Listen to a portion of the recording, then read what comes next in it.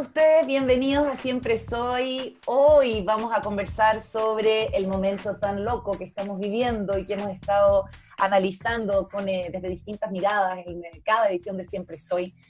Hoy queremos tener una mirada desde la psicología social, podríamos decir, de lo que nos está ocurriendo en el contexto de la pandemia y del momento también político y social que estamos viviendo, a puertas además de este plebiscito que ha generado tanta expectativa y que es consecuencia de este fenómeno que empezamos a vivir a partir de octubre. Y qué mejor que hacerlo con una premio nacional, una mujer del mundo de las humanidades, Elizabeth Lira, que es psicóloga, que ha tenido una extensa trayectoria en el área de los derechos humanos, especializándose en el tema de los conflictos políticos, de la violencia política y sus efectos en las sociedades, Premio Nacional de Humanidades del año 2017, decana de la Facultad de Psicología de la Universidad Alberto Hurtado. Elizabeth, un gusto saludarte, muchas gracias por conversar con nosotros. Bueno, encantada de estar conversando con ustedes, es una gran oportunidad. Muchas gracias. Elizabeth, no sé si compartes que este confinamiento obligado nos ha obligado también, valga la redundancia, a profundizar en mucha reflexión, como la acción ha quedado suspendida. Nos hemos tenido que empezar a dar vueltas sobre varias ideas que son importantes para nuestra convivencia, sobre todo en un momento tan especial, particular e histórico como el que estamos viviendo en Chile. No sé si compartes. Sí, yo creo que el quedar encerrados, en parte porque salir ha constituido una amenaza de contagio y porque el contagio puede significar la muerte, es una situación que no habíamos vivido nunca. Algunos dicen que se parece a la peste española de 1918, pero no estábamos en ese tiempo como para saber cómo fue eso.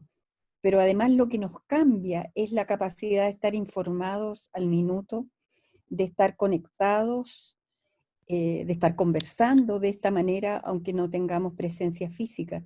Entonces, es algo que tiene un grado de dificultad para poder procesar el tiempo que vivimos.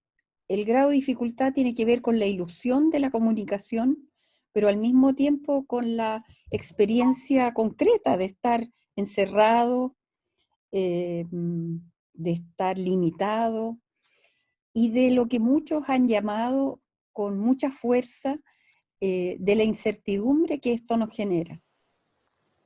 Y a mí me ha parecido que el tema de la incertidumbre es muy contradictorio, porque nos ha generado la certidumbre de la muerte de mucha gente, la certidumbre de una crisis económica mundial, la pérdida de empleos y la dificultad de poder tener las actividades laborales y sociales de la manera como la conocíamos. Entonces, la incertidumbre es si vamos a seguir de esta manera o podremos volver a vivir y a compartir y a caminar como lo hacíamos antes, pero claramente todavía hay muchas cosas que no sabemos cómo se van a dar, ¿no? Estamos volviendo a actividades en algunas comunas y no sabemos si esto va a significar una cierta estabilización o esto nos va a hacer retroceder y volver a encerrarnos. Entonces, son muchas cosas que no, no tenemos conductas para ellas, tampoco tenemos reflexiones.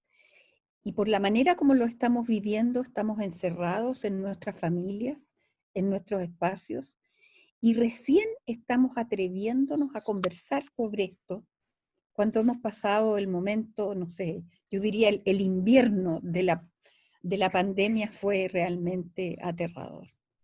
Aterrador, durísimo. Y puede parecer contradictorio para un país o para un grupo de personas, como somos los chilenos, acostumbrados a la adversidad por nuestra geografía, en fin, porque frente a ese tipo de eventos de la naturaleza, tendemos a unirnos, ¿no? Y los chilenos nos creemos resilientes y solidarios, en fin. Pero algo pasa que esto como que no es un fenómeno de la misma naturaleza. Esta es una cuestión como más alienante, ¿o no? Sí y no, porque yo creo que en este periodo lo que hemos visto son eh, conductas y formas de colaboración entre las personas extremo, como es toda la gente de la salud, que ha trabajado en condiciones sumamente difíciles, de mucho riesgo, y que sin embargo le han podido prestar al país un servicio enorme, porque las vidas que se han salvado son precisamente por ese esfuerzo. No hay, no es un tema solo del trabajo, es el sentido que tú le das al servicio hacia los otros. Cuando pensamos, por ejemplo, en la cantidad de iniciativas que se han tomado para colaborar, por ejemplo, jóvenes universitarios o profesionales que hacen pan, ollas comunes, formas de solidaridad para recoger fondos, para apoyar esas iniciativas.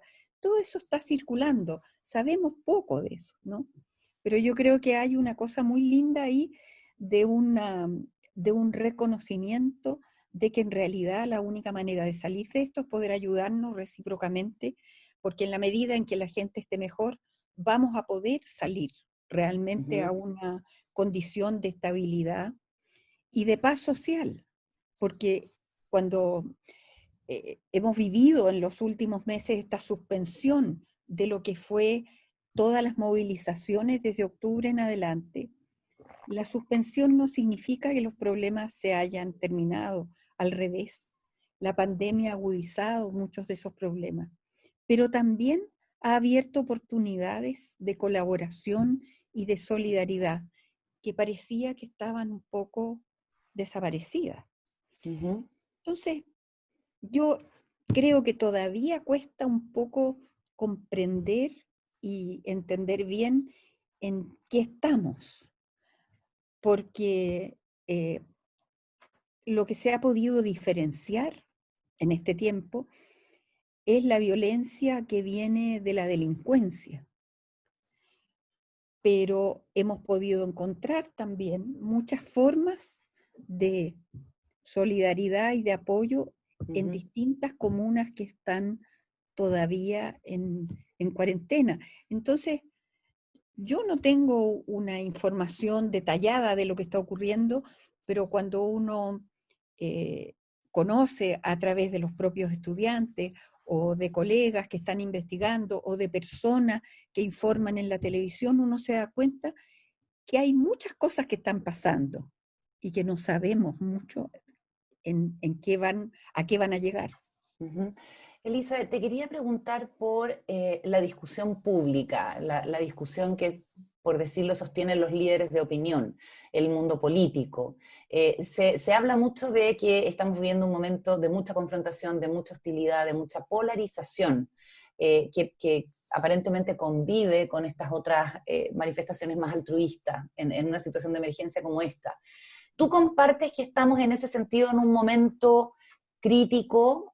Quisiera, con tu conocimiento, con tu trabajo en la década de los 70, de los 80, no solamente en Chile, en otros países muy divididos, con procesos políticos muy tensionados, sí, ¿cómo ves el momento que estamos viviendo que algunos comparan precisamente con esos escenarios que terminan mal?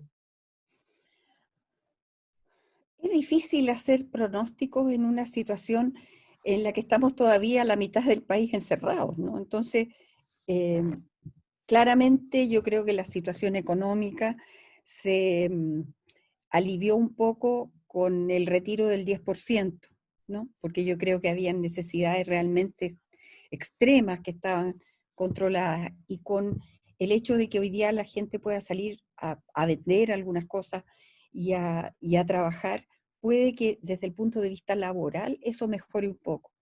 Pero lo que no hemos discutido ni sabemos mucho qué es lo que, cómo se está procesando esto, es todas aquellas demandas que quedaron pendientes y un poco se suspendieron con la pandemia. Y la estructuración que implica discutir la posibilidad de una nueva constitución es algo que permite ordenar a las personas y los objetivos de los grupos sociales.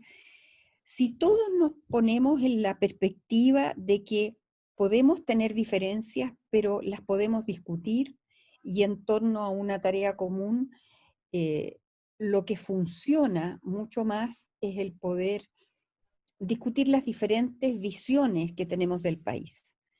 El mayor problema es cuando las personas le pierden la fe a la conversación, a la palabra, a los compromisos, y la perspectiva que aparece es solamente la irrupción, la violencia, el rechazo, la demanda inmediata.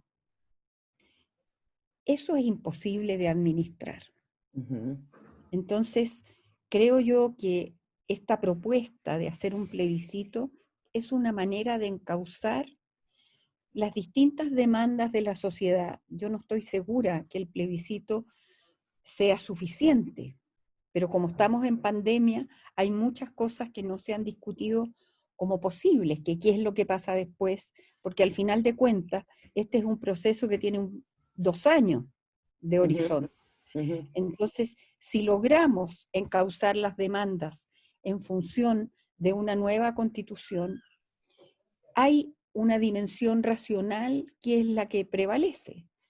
Pero si lo que prevalece es la desesperación, la necesidad, la polarización, la percepción de respuestas inmediatas, y si no son inmediatas no sirven, eso sí que tiene un destino muy malo.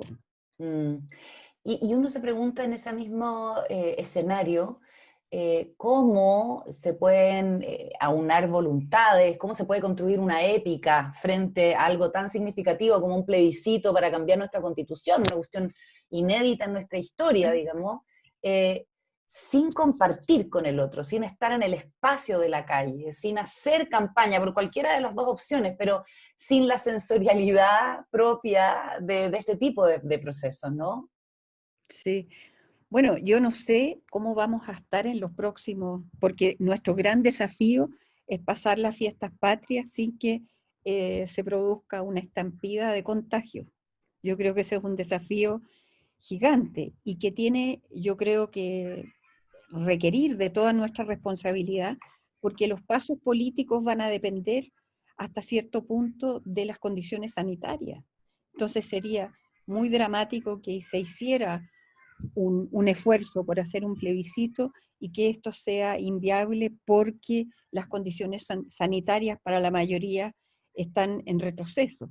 Entonces, hay aquí yo creo que es como si uno tuviera una bola de cristal, yo diría que se nos han juntado todos los problemas imaginables en un espacio donde además cada familia que ha tenido que vivir los 5 meses o los 3 meses de encierro, ha tenido todos los problemas que una familia puede tener. Entonces, convivir con niños chicos, convivir con adolescentes frustrados, con estudiantes que están tratando de estudiar, pero no siempre el Internet alcanza para 5 equipos en una casa donde 3 trabajan en un teléfono y 2 en un computador. Entonces, yo creo que son muchos elementos y cuando ya fue el terremoto de Huasco, realmente uno piensa, bueno, ¿qué nos falta?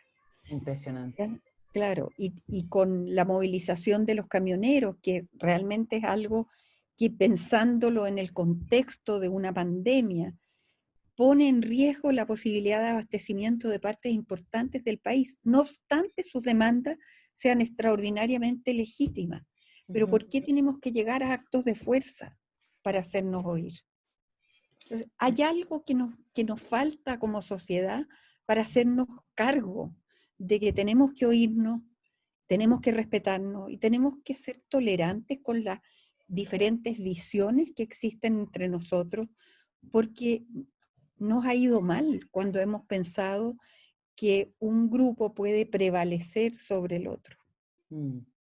Y uno se pregunta ahí por dónde pasa este cambio que nos permita hacer esto que tú dices. Por ejemplo, a propósito del paro de camioneros que tú mencionas, se origina en la situación de inseguridad y violencia en la zona mapuche, en la Araucanía, en la provincia de Arauco, que son a su vez víctimas de la indolencia de décadas, bueno, de no querer enfrentar el problema.